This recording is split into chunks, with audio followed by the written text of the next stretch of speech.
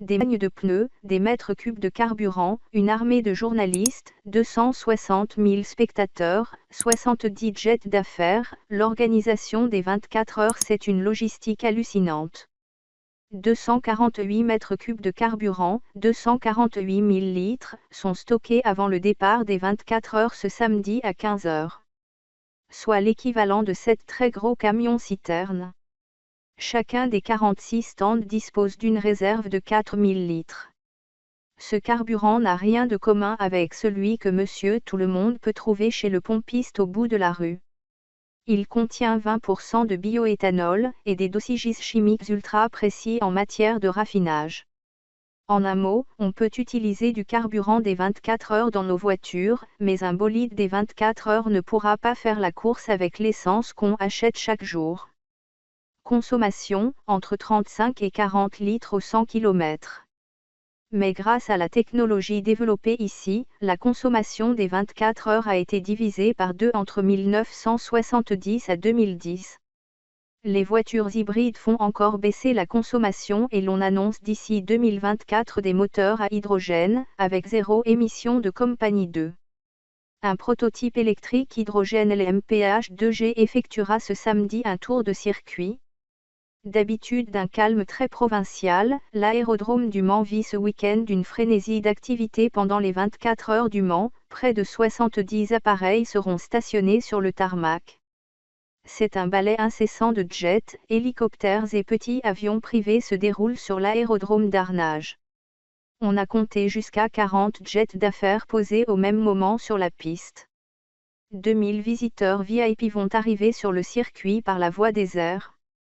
Certains avec des jets de star, l'aérodrome peut accueillir des appareils jusqu'à 45,5 tonnes, sur la piste d'une longueur de 1420 mètres, située à 4 minutes en navette du circuit. Dimanche, sitôt les coupes remises, des pilotes s'envoleront vers d'autres continents dès 16 heures. L'espace d'un week-end, la Sarthe devient le centre du monde sur les écrans sportifs de la planète.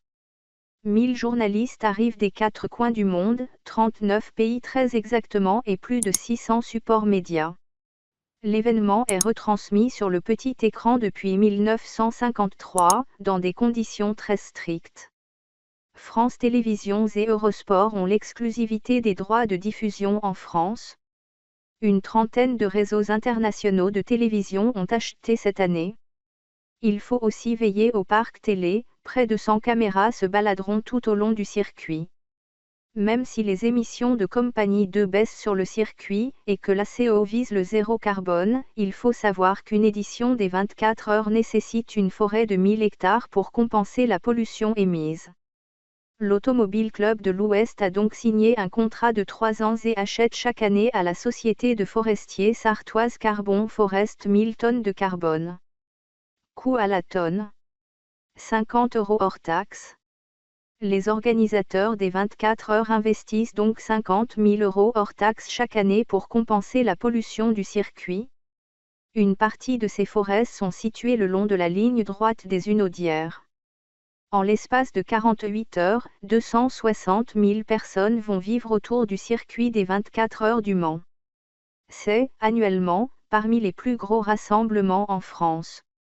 Pour faire tourner le circuit dans de bonnes conditions, il faut 1500 contrôleurs et quelques 6000 prestataires à qui la CO, Automobile Club de l'Ouest, fait appel le temps des 24 heures. OPC Sécurité, installé juste au-dessus des stands des bolides, policiers et gendarmes sont sur la brèche.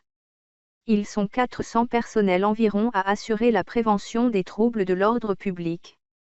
Côté santé, comptez 150 personnels de santé. Depuis le mois de mars, Michelin, principal fournisseur de pneus aux 24 heures, travaille sur la mythique course. Pour les 24 heures, 28 semi-remorques jaunes et bleues, à l'effigie du Bibendum, acheminent 11 000 pneus. C'est une véritable organisation militaire. Le fabricant fournit quelques 180 pneus à chacune des 53 des 62 voitures en lice. Mais comment prévoir la météo? Le fabricant apporte 40% de pneus pluie et 60% de pneus lisses pour temps sec. Et ceux qui n'y verraient qu'un bête pneu en caoutchouc seront surpris d'apprendre que 200 composants environ entrent dans la fabrication d'un pneu Michelin d'endurance. Tellement secret que les pneus sont loués aux équipes, pas vendus. Après usage, ils repartent chez Michelin.